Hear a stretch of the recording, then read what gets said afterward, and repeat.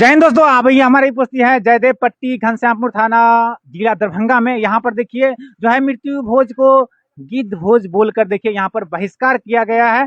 और देखिए बुद्ध के द्वारा जो माने गए जो संविधान है उनके द्वारा देखिए कितना अच्छा से जो है यहाँ पर जो है जिस तरह से पंडित जी करते हैं उसी तरह से देखिए किया गया है। लेकिन यहाँ पर देखिए कुछ ऐसा जो है संपत्ति नहीं लगाया गया। संपत्ति के लिए हम बोलेंगे कि ऐसा कोई बात नहीं है कि आप जो है सोना चांदी गाय खटिया इस तरह से जो है पलंग छत्ता इस तरह से दान कीजिए। इस तरह से यहाँ पर कोई भी जो है वस्तु नहीं रखा गया है। एक देख रहे हैं यहाँ पर जो फल फूल है वो फल फूल जो है रखा गया है। फल फूल जो है अपना जो है पूजा हो गया और जो है खाइए, बात खत्म है। उसमें जो है 1 रुपया भी अभी तक नहीं लगाया गया है। देखिए यहाँ पर जो है तमाम लोग हैं, ये सब जो है इन्हीं का जो है पिताजी था। अच्छा, आप ही का पिताजी था? जी जी, मेरा ही पिताजी था। क्या नाम है आपका? मेरा नाम हरिश्चंद्र कुमार राम है। आप पिताजी का नाम है? बालेश्वर राम। तो क्या यहाँ पर जो है बहिष्कार किए हैं तो क्या कोई आस पड़ोस के लोग कुछ बोला भी? आस पास पड़ोस हाँ धमकी भी दिए हैं, बहुत चीज बोला है। के बाद मैंने 2007 में ही उस व्यवस्था मनुवादी व्यवस्था को ठोकर मारकर और मानवतावादी व्यवस्था में जो तथागत बुद्ध और संविधान निर्माता बाबा साहब अम्बेडकर का जो विचारधारा था उसी विचारधारा पर लगातार 2007 से मैं हूँ। मैं बिहार के कई जिले में जाता हूँ। या बौद्ध रीति रिवाज से जो हमारा त्रिशरण पंचित एवं बुद्ध वंदना है जो पाली भाषा में होता है तथागत बुद्ध के समय से, तो पाली भाषा में अपनी संस्कार अपनी पूर्वजों का जो हजारों साल से यह व्यवस्था थी उस व्यवस्था को हम लोगों ने पुनः अपने समाज के बीच में एक जन जागृति के रूप में यह अभियान हमारा पूरे बिहार में चलता है। ये कोई नई बात यहाँ यजपट्टी की नहीं है, इससे पहले भी बिहार के कई जिलों में हमारा कार्यक्रम हो चुका है। ध्यान दिया और मृत्यु भोज तो पाबंदी भारत के संविधान में भी बाबा साहब ने पहले ही लिखा है। मृत्यु भोज एक अभिश्राप है, क्योंकि जिस घर में उसके बुजुर्ग उसके माता पिता भाई बंधु की डेथ हो जाती है तो वह सारा घर मातम में छा जाता है, एक शोक का लहर उठता है। वैसे व्यवस्था में भोज करना ये सरासर बेवकूफ़ी है, एक आर्थिक लॉस है, समाज में सबसे बड़ा कुरीति है। तो मैंने अपने पिताजी की भी कार्यक्रम को बिल्कुल इसी तरह से 1 दिवसीय हमने कृति स्मरण संस्कार के नाम से उसका रखा। और हमारे मित्र जो हमारे साथी बेतिया से हैं नाथू रवि जी और हमारे हमसे सीनियर भी हैं, तो हमने उनको बुलाया था। बिल्कुल सादे इसी तरह से हम अपने पिताजी के भी किए। और शादी विवाह भी जितना हमारे यहाँ होता है बच्चों का, बिल्कुल हम लोग आपका जो मंच बना रहता है स्टेज जयमाला वहीं पर सब कार्यक्रम हम लोग कर लेते। कोई अंधविश्वास कोई पाखंडवाद कार्यक्रम हमारे इस विधि विधान में नहीं होता है। अच्छा, आपका विधि विधान तो थोड़ा बहुत मैच करता है, जैसे कि ये कलश है लेकिन कलश में पंडित जी जो है वो आम के पत्ता देते हैं, लेकिन आप जो है पीतल के पत्ता दिए क्या? इसीलिए मैच नहीं करता है मेरा। ये जो सिस्टम आपने देखा हुआ ये अशोक चक्र मैंने बनाया। तो ये भारत का संविधान में जो बाबा साहब हमारे राष्ट्रीय ध्वज में आप देखे होंगे ये अशोक चक्र ये कलश इस पीपल का इसलिए मैं देता हूँ क्यों तथागत भगवान बुद्ध को पीपल के वृक्ष के नीचे ही ज्ञान मिला था और ये ज्ञान का प्रतीक है। इसलिए बौद्ध रीति रिवाज में पीपल का पत्ता एक अच्छा माना जाता है, ये ज्ञान का प्रतीक माना जाता है। स्वास्थ्य के लिए भी ऑक्सीजन के लिए भी पूरे देश में सबसे ज्यादा ऑक्सीजन यह वृक्ष देते हैं। लेकिन दुर्भाग्यवश है हम लोगों को गलत भ्रम अंधविश्वास फैला दिया है लोग। अच्छा, बहुत लोग तो बोलते हैं कि पीपर और जो है बर पे भूत प्रेत रहता है, इसमें क्या मानना है? देखिए यही तो शब्द है जो शब्द हमारे बहुजन समाज का लोग नहीं समझा। जो सबसे ज्यादा ऑक्सीजन देने वाला ज्ञान का प्रतीक है उसे मनुवादी लोगों ने चातुर वर्ण व्यवस्था के लोगों ने बुद्धिजीवियों ने ऐसा एक अफवाह फैलाया कि यह जो 85% बहुजन समाज के लोग हैं दबे कुचले ये इस वृक्ष के बारे में जाने न, इस वृक्ष के नीचे न जाए ताकि इनका स्वास्थ्य हमेशा ठीक न रहे बिगड़ा रहे। इसीलिए एक गलत वहम फैला दिया है, अंधविश्वास फैला दिया जो बरगद और पीपल के बीच पर भूत होता है। दरअसल ऐसा नहीं है, ये ज्ञान का प्रतीक है। इस वृक्ष के नीचे से आप भी जो भी अभी की डेट में किया गया अगर आप डेली पीपल के वृक्ष के नीचे बैठिएगा शरीर आपका स्वस्थ रहेगा, ऑक्सीजन का आपको दिक्कत नहीं होगा, आप बहुत अच्छा महसूस होगा। ये प्रतीक। एक चीज और नोटिस कर रहे हैं कि जो आप जो है यहाँ पर सबके ऊपर माला चढ़ाए हैं लेकिन भगवान बुद्ध के ऊपर माला नहीं चढ़ाए। इसलिए भगवान बुद्ध तथागत बुद्ध आप देखते हुएगा गुरु रविदास जी को ये फोटो में बना दिया गया है चंदन और माला और तमाम महापुरुषों, लेकिन तथागत बुद्ध ये स्पष्ट अपने आप को भगवान ईश्वर नहीं घोषित किए हैं। वो पूजा से भी परे थे। उन्होंने कहा जो नहीं अंधविश्वास नहीं, मेरा उस तरह से नमन होना चाहिए, उस तरह से विचारधारा मेरा फैलना चाहिए जिसमें अंधविश्वास नहीं होना चाहिए। आप अभी यहाँ देख लीजिए हमने तिल जौ मौद मखान का भी कोई प्रयोग नहीं किया। हमने मोमबत्ती का प्रयोग किया, क्योंकि मोमबत्ती खाने की चीज नहीं है, जलाने की चीज है। इसीलिए बुद्ध ने कहा कि जो चीज खाने की हो उसे नष्ट न करें, जो नहीं खाने का हो। तो इसीलिए अगरबत्ती और मोमबत्ती यहाँ पर आप जो है कि देखते होंगे, एक गुलाब का पंखड़ी है जो भगवान बुद्ध आप देखते होंगे जो बैठे थे, पसंदीदा फूल है। हमने भगवान बुद्ध के चरणों में एक पुष्प समर्पित किया है। बाकी जो हमारे ये सरदेव बालेश्वर बाबू की देखते हुए तस्वीर आज तक आपने नहीं देखा होगा, जो मृत परिवार को एक महापुरुषों के साथ में रखकर, लेकिन इस कार्यक्रम के माध्यम से हमने अपने श्रद्धा का पुष्प अपने जो हमारे जो जन्मदाता थे पितामह, उनको भी उनके बच्चों के द्वारा समर्पित किया। कहीं न कहीं भगवान का जो है दर्जा दे दिया, क्योंकि माता पिता स्वयं भगवान का रूप ही है। तथागत बुद्ध ने कहा जो व्यक्ति माता पिता का सेवा करे, माता पिता का संस्कार माने, वो समझो साक्षात के भगवान है।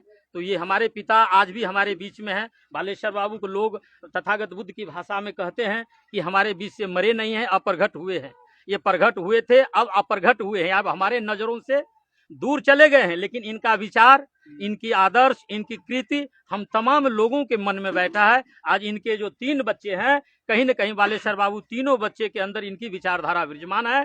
तो मैं कहूँगा कि जो बालेश्वर बाबू मरे नहीं है, वे अजर अमर हैं, अभी हम लोगों के पास है, हम लोगों के दिल में बसे हुए हैं। और हमारा उनके बच्चों का कर्तव्य बनता है कि मेरे पिताजी ने जिस तरह समाज के लिए काम अपने महापुरुषों के लिए किया होगा, उसी प्रकार से हम अच्छे काम करें, अच्छे संस्कार प्राप्त करें, ताकि गांव समाज में हमारा नाम हो, हमारे माता पिता का नाम हो। यही हर बच्चे का दायित्व बनता है। तो इसीलिए हम लोगों ने अपने महापुरुषों के बीच में अपने जन्मदाता का तस्वीर रखकर श्रद्धा का पुष्प अर्पित किए हैं। अच्छा, आप भी मान लेते हैं थोड़ी देर के लिए पंडित जी हैं, और जो लोग पहले जो पंडित जी को बुलाते थे वो भी पंडित जी हैं, तो आप में और उनमें क्या अंतर है? दरअसल मनुवादी पंडित जो आज तक आया है, वो स्वर्ग नरक का ढोंग दिखाता है, डर पैदा करता है। आप पलंग नहीं दीजिएगा तो पिता स्वर्ग नरक में चल जाएगा। आपको जूता चप्पल बढ़िया देना होगा। आप देखते हुएगा मोटा मोटा गद्दा, तोशक, तकिया, पीतल का बर्तन लेते, यहाँ आपको कुछ नहीं दिखाई देता होगा। यहाँ कोई चीज, क्योंकि यहाँ स्वर्ग नरक का ठेकेदारी नहीं लिया जाता है। जो सच्चाई है वो दिखा, सच्चाई है, जो प्राकृतिक नियम है, जो संसार में जन्म लिया वो मृत्यु होना तय है, उसको जाना तय है।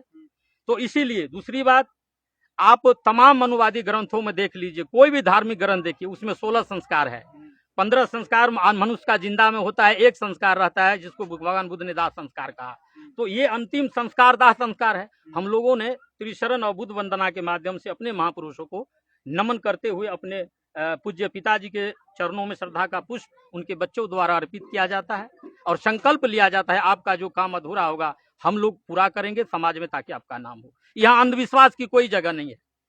अच्छा, यहाँ पर देख रहे हैं कि दोनों भाई का जो है मुंडन भी हुआ है, तो इसमें मुंडन का जो है कार्यक्रम होता है कि नहीं? आप सच पूछिए तो हिंदूवादी व्यवस्था, मनुवादी व्यवस्था में भी बाल मुंडन का किसी शास्त्र में जिक्र नहीं है। बाल मुंडन एक अपनी संस्कार है कि बाल मुंडन करा लेंगे तो मेरा बाल जो है कि थोड़ा सा साफ हो जाएगा, और साल में एक बार सबको बाल मुंडन कराना चाहिए। जिस तरह से खेत में किसान आप देखते हुए चारों तरफ आयर को कोदार से बनाते हैं ताकि सुंदर लगे, घास फूस आ जाता है, तो शरीर भी एक तरह से हमारा ये जो 5 तत्व का बना है, तो इसका भी सफाई होना चाहिए। इससे धर्म और पूजा पाठ से कोई मतलब नहीं, कोई लेना देना नहीं। नहीं, वो आपकी मर्जी है। मेरे पिता में मैं नहीं बनाया, मेरे दादा मरा मैं नहीं बनाया, बड़ी माँ मरा मैंने बाल नहीं मुंडन कराया, तो क्या हुआ, मैं फिर भी मैं पंडित हूँ। अच्छा, एक बहुत बड़ा सवाल कि जिनका निधन हो गया है वो जो है पंडित जी के हिसाब से तो नरक में जा रहे हैं, आपके हिसाब से कहाँ जा रहे हैं? मैं एक बात वैसे सच पूछना चाहिए तो मैं बताना चाहता हूँ, तमाम साथी हमारे हैं, क्योंकि जितना लोग मरते हैं आप देखिएगा, चोर भी मरा तो स्वर्ग, साधु मरा भी स्वर्ग, नेता मरा तो स्वर्गीय, एक गरीब मरा तो स्वर्गीय। भाई नरकीय कोई नहीं लिखाता है, ये आश्चर्य की बात है। तो मैं तो समझता हूँ हमारे पूज्य जो पिताश्री कहा जाए पितामह बालेश्वर बाबू, हम तो कहेंगे जो स्वर्ग में तमाम चोर उचक्कों से, बदमाशों से जगह भरा होगा और नरक होगा बिल्कुल खाली। तो हम तो अपने लोगों से बताना चाहते हैं हमारे लोग नरक में जाए ताकि एल फैल से रहे। हम लोग 2-2 3-3 को चौकी पर हम लोग सूतेंगे, कोई रोकने वाला नहीं होगा। और नरक में तो भैया मारा मारी हो रहा है। उदाहरण के तौर पर अभी जिंदा में आपने सुना उनके बेटे के माध्यम से जो समाज में कितना दबाव है, तो भाई जिंदा में तुमको यहाँ दबाव हो रहा है, भोज नहीं खिलाने पर दबाव हो रहा है, जाति से बाहर निकालने की बात हो रही है, तो नरक में जाकर कम से कम हमारे पिता तो चैन से रहेंगे, वहां तो कोई टोकने वाला नहीं होगा। कोई दबाव देने वाला नहीं। तो इसीलिए मैं चाहता हूँ नरक ही होना चाहिए। हम लोग को तो भाई नरक दे दें, मनुवादी लोग स्वर्ग वो लोग ले ले, हम लोग नरक में जाकर रहेंगे और अच्छा से रहेंगे, ठाट बांटते रहेंगे।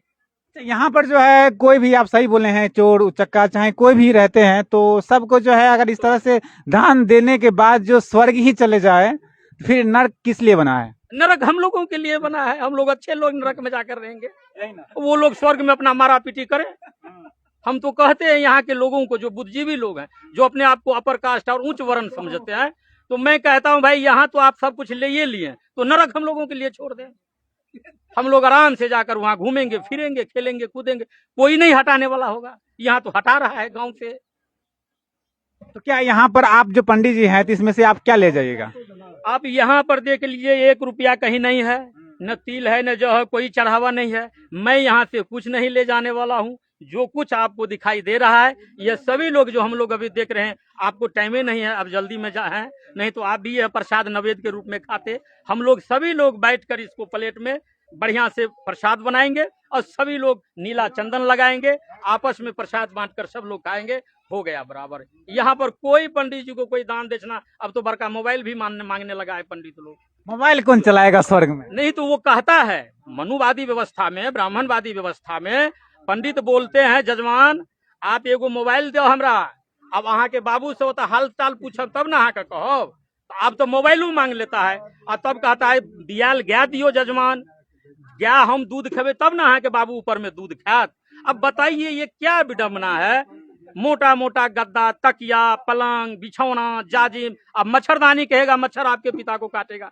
अब समझ में नहीं आता, जो मच्छरदानी यहाँ मैं लेकर अपने घर जाऊंगा, अपने बाल बच्चे को ओढ़ाऊंगा, इनके पिता को कहाँ से वहां चल जाएगा? भाई ये तो सरासर झूठ है, पाखंड है, अंधविश्वास है, एक ठगने की कला है। जैसे डाकू लोग नहीं बंदूक दिखाकर ठग लेते हैं, तो हमारे जैसे जो पंडित हैं अंधविश्वासु दूसरे पंथ का, वो पंडित धर्म का ये धंधा डर दिखा करके पाप और पुण्य का और जजमानों के यानी कि जो हमारे शुभचिंतक होते हैं उनको ठगने का काम करते हैं। मेरे ख्याल से ये सरासर अंधविश्वास और पाखंड है, और इसी का विरोध तथागत बुद्ध ने किया था, और हमारे गुरु रविदास जी, कबीर साहब ने किया था, ज्योतिबा फुले और परम पूज्य बाबा साहब अम्बेडकर ने, जो हमारे महापुरुषों ने सारे चीज को विखंडित करने के बाद तब हम लोगों को बुद्ध और धम्म मिला। देखिए मैं आपके इस चैनल के माध्यम से कहना चाहता हूँ, जिस बिहार से ज्ञान के दीप जला, जिस बिहार से तथागत बुद्ध पूरे एशिया में 137 देश में इनका परचम है, पर दुर्भाग्य है जो बिहार में और भारत में जो बुद्ध धर्म को लोग ने पूरे मैंने विसरा चुका है। ये तो धन्य है बाबा साहब अम्बेडकर जिन्होंने आए और पुनः जो है कि बुद्ध धर्म का स्थापना दिया और हम बहुजनों को बुद्ध धर्म का रास्ता दिया। पर अब सभी बहुजनों को आना चाहिए जो अपने आप को अन्य धर्म में अछूत महसूस करते हैं। तो बुद्ध ने कहा कि भाई हमने तुम्हारे लिए दरवाजा खोल दिया है। बुद्ध धर्म में कोई छुआछूत, कोई भेदभाव नहीं है, नर नारी सब बराबर, हाँ सारे बराबर इसमें है। देखिए दोस्तों, थोड़ा इधर दिखा दीजिए, यही है जो बालेश्वर जो है राम, इन्हीं का जो है निधन हुआ है, थोड़ा दिखा दीजिए। देखिए यही है, और जो है इन्हीं का देखिए आज जो है बुद्ध भगवान के जो है हाँ देखिए स्वर्गीय नहीं, सीधा जो है बालेश्वर राम, यानी कि जो पहले जो नाम जिस हिसाब से लिया जाता था अभी भी उसी से हिसाब से नाम इनका लिया जा रहा है। बाकी जो है एक इनका और भाई हैं, इनसे जानकारी लेते हैं। अच्छा, आपका क्या नाम? कृष्ण। तो आपके बड़े भाई आपके समर्थन में नहीं आए तो आप आ गए, तो कैसे आ गए? मेरा भाई सपोर्ट करता है। आप इनके जो है मझले भाई की बात मानते हैं? हाँ, जो बोलता है वही मानता हूँ मैं। आप पढ़े लिखे हैं? कम समय। कहाँ तक पढ़े हैं? 7वां तक। तो बड़े भाई यहाँ पर हैं, इनका कौन बड़ा भाई है? आइए थोड़ा देखिए दोस्तों, यहाँ पर जो है बड़े भाई को भी बुलाने का प्रयास करते हैं। आइए थोड़ा, आइए ना, एक बैठने से क्या छुआ जाएगा हम लोग से। देखिए दोस्तों, उनके भी जो है थोड़ा बात, क्यों वो नहीं आए, ये लोग आए, इनसे थोड़ी जानकारी लेते हैं। ये देखिए इनके जो है बड़े भाई हैं। अच्छा, आप जो है वहाँ पे जो पूजा हो रहा है भगवान बुद्ध के हिसाब से, आप उसमें शामिल नहीं हुए, क्यों नहीं हुए? आपके दोनों भाई शामिल हो गए।